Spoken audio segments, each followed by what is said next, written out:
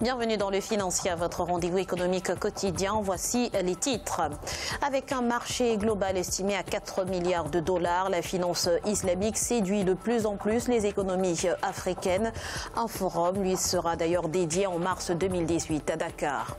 Création d'un centre de gestion agréé pour accompagner les petites et moyennes entreprises au Burkina Faso. Près de 15 000 professionnels bénéficient ainsi de formations sur la gestion et le management. Et puis nous ferons un point en fin d'édition sur l'évolution des marchés boursiers du continent.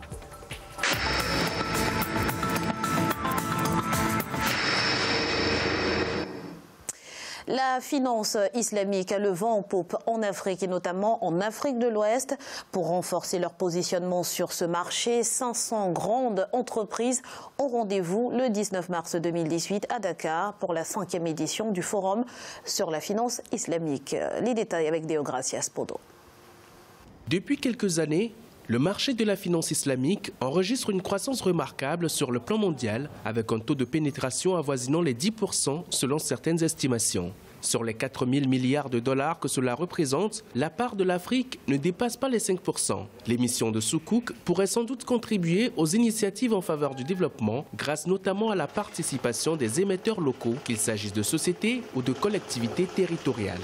Les produits de la finance islamique ont été utilisés pendant plusieurs années pour soutenir le financement des investissements publics. Aujourd'hui, le cumul des approbations consenties par la Banque islamique de développement s'élève à plus de 10 milliards de dollars. Pour autant, la finance islamique demeure un segment sous-exploité au niveau de la sous-région. Conçu pour soutenir l'économie réelle, il va sans dire que la finance islamique trouve un accueil favorable en Afrique subsaharienne. La croissance soutenue du continent génère en effet des besoins considérables en matière de logement, de santé, d'énergie et bien d'autres secteurs. Des pays comme le Sénégal, le Togo, le Mali, le Niger ou encore la Guinée se sont affichés comme de potentiels marchés à forte croissance pour les produits financiers islamiques. De nombreux pays du continent dépendent de leurs ressources naturelles. La finance islamique tente donc de s'imposer comme un outil de diversification de leurs actifs.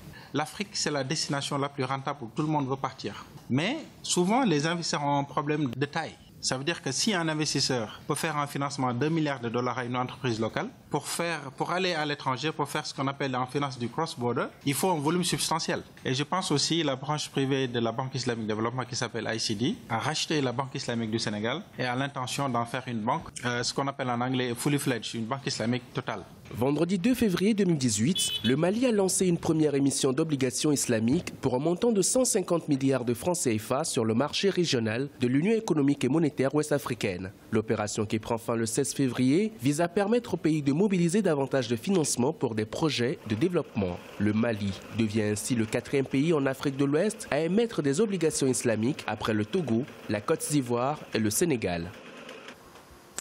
En Angola, le budget de l'État pour l'exercice 2018 a été adopté par le Parlement. Il se chiffre à 45,69 milliards de dollars. Le gouvernement table sur une croissance économique de 4,9% contre les 1,6% prévus par le Fonds monétaire international. Un optimisme motivé par les différentes stratégies de diversification de l'économie et d'assainissement de l'environnement des affaires mises en œuvre par le gouvernement du président João Lourenço. Près de 4000 entreprises sont créées chaque année au Burkina Faso.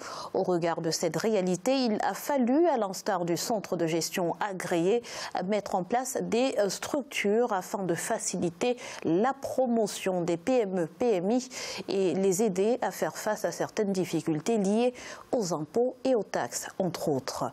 Voyez ce reportage de Jean-Paul Ouedraogo, notre correspondant au Burkina Faso. Au Burkina Faso, le rôle ou encore l'importance des petites et moyennes entreprises dans l'économie nationale n'est plus à démontrer. Elles contribuent pour plus de 20% au produit intérieur brut du pays.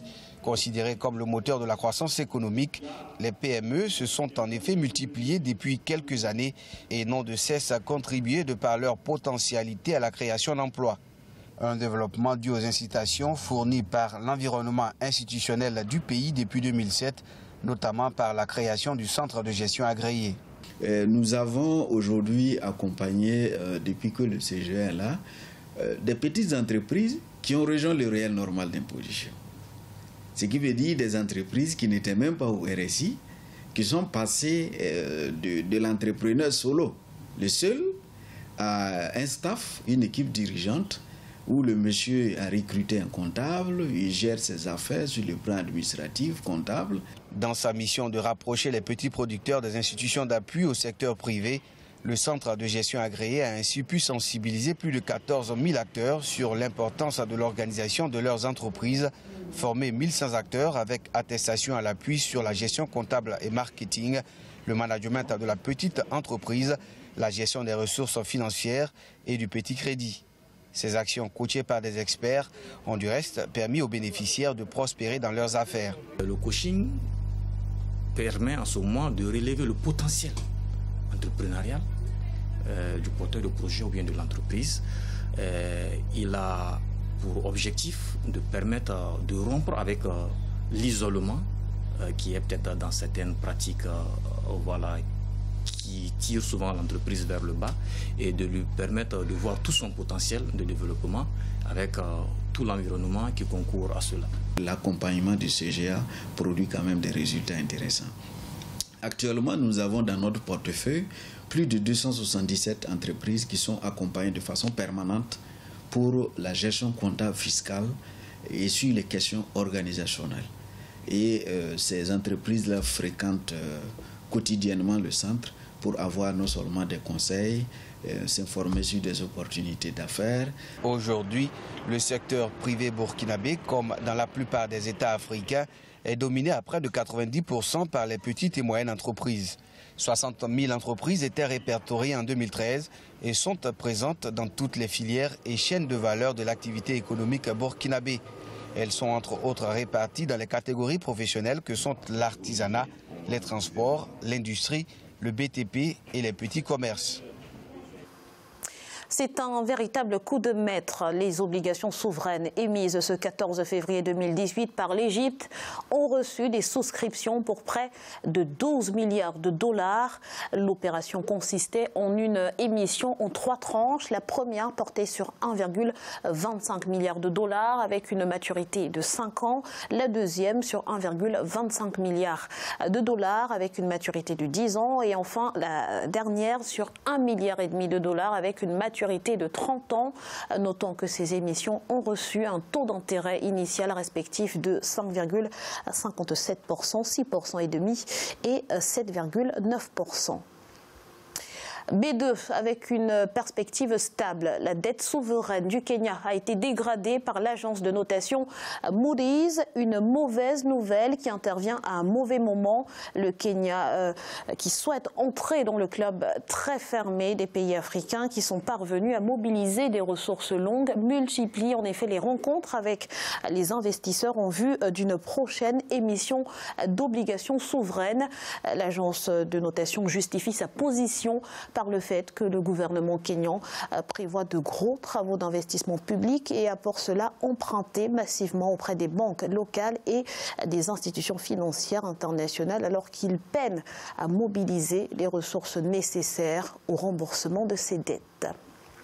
Il est à présent l'heure de faire un point sur l'évolution des marchés boursiers africains. À la mi-journée en Afrique australe et dans l'océan Indien, la bourse de Johannesburg enregistrait une hausse de 3,71%. L'indice de Nairobi perdait 0,16%. Les marchés boursiers de l'île Maurice gagnaient 0,04%. Et l'indice Gaborone du Botswana perdait 0,006%. En Afrique de l'Ouest et centrale, l'indice du Nigeria était en hausse de 1,02%. Du vert également au Ghana avec une hausse de 0,58%. Et la BRVM d'Abidjan gagnait 2,25%. En Afrique du Nord, enfin, l'indice tunisien était en baisse de 0,06%. La bourse égyptienne gagnait 2,18% et l'indice marocain était en baisse de 0,34%. C'est à présent à la fin de ce Financia. Merci pour votre fidélité. On se retrouve bientôt pour un nouveau rendez-vous de l'économie sur Africa 24.